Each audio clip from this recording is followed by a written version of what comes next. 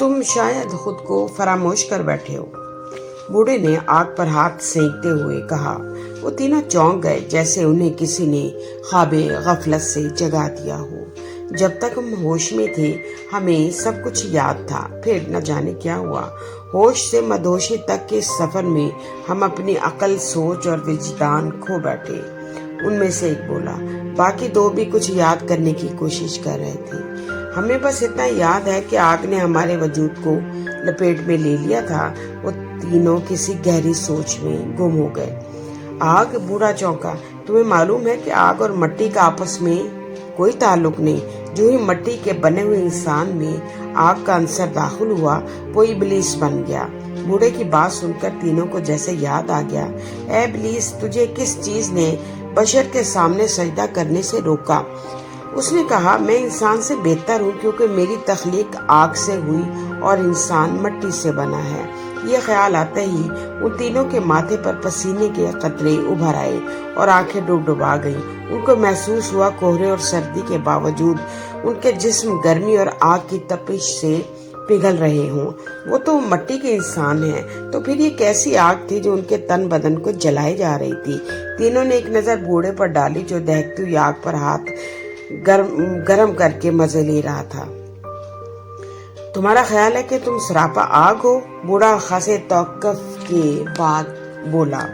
नहीं नहीं, दूसरा बोला, हम इब्लीस नहीं हैं, लेकिन हमने आग की तपिश को कभी महसूस ही नहीं किया। लेकिन ये कैसे मुमकिन है? इंसान मिट्टी से पैदा किया गया और इब्लीस आग से। भला आग और मिट्टी का आपस में क्या मेल? बूढ़ा इंतहाई हैरत से बोला। पहला जो ख्यालों में गुम था थोड़ा सा चौंका और बोला, वो अजीब आग थी, शायद मेरे पोरों से शुरू हुई और आहिस्ता आहिस्ता मेरे वजूद को उसने अपनी लपेट में ले लिया। इब्लीस हवस की आग बनकर मेरे पूरे जिस्म को गरमा रहा था। मेरा जिस्म जलता हुआ अंगारा बन गया। मेरी रूह बचाओ बचाओ का शोर मचाती रही, मगर मेरा जिस्म साजबाज करके शैतान के साथ मिल गया और मेरी रूह को तड़पने के लिए अकेला छोड़ दिया। और यूं पहली बार मिट्टी के जिस्म में आग दाखिल हुई और गुनाह की हद शुरू हुई। मेरा जिस्म आग का खूगर होता चला गया और इस आग की मदहोशी ने मुझसे अकल और विजदान छीन लिया। मेरी रगों में इब्लीस खून बनकर गर्दिश करने लगा।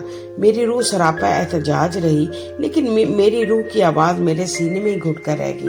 पहला गुलूगीर आवाज में बोल रहा था। बूढ़े ने एक नजर उठाकर पहले की तरफ देखा और बोला, इसका मतलब तो ये हुआ कि तुम हवस की एक ऐसी आग बन चुके हो जो जलाकर खाकस्तर कर देती है। यानी कि मैं इब्लीस के भाइयों के जुमरे में दाखिल हो गया।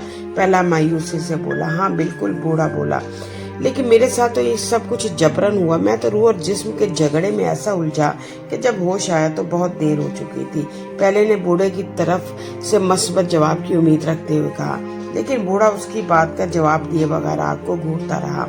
कुछ ही देर में दूसरा थका देने वाले लहजे में बोला, शायद ऐसे ही आग में कई बरस तक मैं भी जलता रहा। हसद की आग, अपनों से, गैरों से और न जाने किस किस से हसद।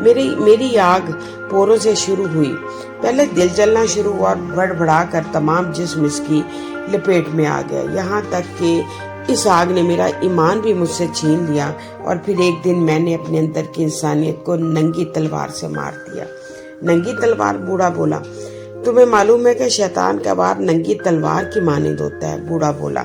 हाँ, मैं इस वार का मुकाबला ना कर सका, हालांकि मैं ऐसा नहीं चाहता था, लेकिन नाम मालूम कब अंदर के इंसान और हैवान का मुकाबला हुआ और इंसान मारा गया। दूसरा बोला। दोनों दिल की भड़ास निकाल कर खामोश हुए तो बूढ़े ने तीसरे नौजवान पर नजर डाली, जो कि खुशपोश इंसान था। तीसरा जमीन पर नजरें गाड़े बैठा था, जैसे कुछ याद कर रहा हो। बूढ़े के सवाल करने से पहले ही तीसरा बोल उठा, मिट्टी के इंसान में आग का शैतान दाखिल हो गया और मिट्टी को खराब कर दिया। क्या मतलब? बूढ़े समेत बाकी दो बोल उठे। यारो, मैं पल पल जिया और मरा हूँ। मैंने हतमा की आग को जिसमें उतरते हुए महसूस किया है। तीसरा बोला। हतमा? बूढ़ा एकदम बोला। तुम्हें मालूम है कि हतमा दोज़ख की शदीद तरीन आग है? बूढ़े ने जैसे मालूमात में इजाफा किया।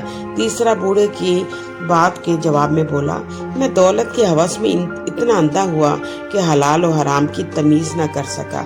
मुझसे मेरे अपने दूर होते चले गए, हत्ता कि मेरे ज़मीर ने भी आंखें मूंद ली। शायद वो मेरा सामना करना नहीं चाहता था। मैं अकेला दर बदर भटक रहा था कि तुम लोगों को इतनी सर्दी में यहाँ आग के अलाव में के गिर्द बैठे देखा और मैं यहाँ चला आया।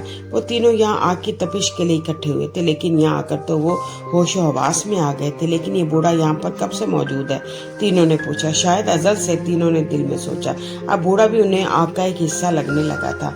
हम मदोशी की कैफियत से निकल आए हैं, तीनों ने मुसरत का इजहार करते हुए कहा। सुना, जब इंसान का आज़म जवान हो जाए तो शैतान बूढ़ा हो जाता है। हमारे अंदर का शैतान भी बूढ़ा और कमजोर हो चुका है। पहला जोश और बलबले से बोला। तो क्या तुम दुनिया की लज्जत को छोड़कर खारदार रास्ता अपना लोगे?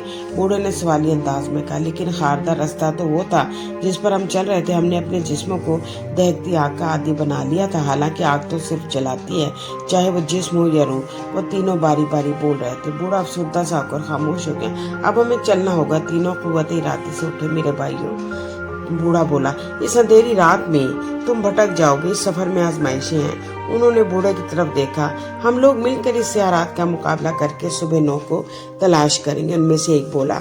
और वो तीनों अंधेरी राह पर चल पड़े। रास्ते में उन्हें ख्याल आया कि उन्हें बूढ़े को अकेला नहीं छोड़ना चाहिए था। इतनी सर्दी में वो न जाने कब ठिठर ठिठर कर मर जाए। तीनों ने अपने पीछे की तरफ मुड़कर देखा, लेकिन वहां बूढ़े का नामो निशान तक नहीं था, बल्कि आग का अलाव मजीद बड़ा हो गया था, जिसने बूढ़े को अपनी लपेट में ले लिया था। उन्हें महसूस हुआ कि वो तीनों बूढ़े की जगह अपने अंदर के शैतान को आग में झोंक आए हैं और दूर कहीं आहिस्ता आहिस्ता सुबह की सफेदी के आसार दिखाई दे रहे थे।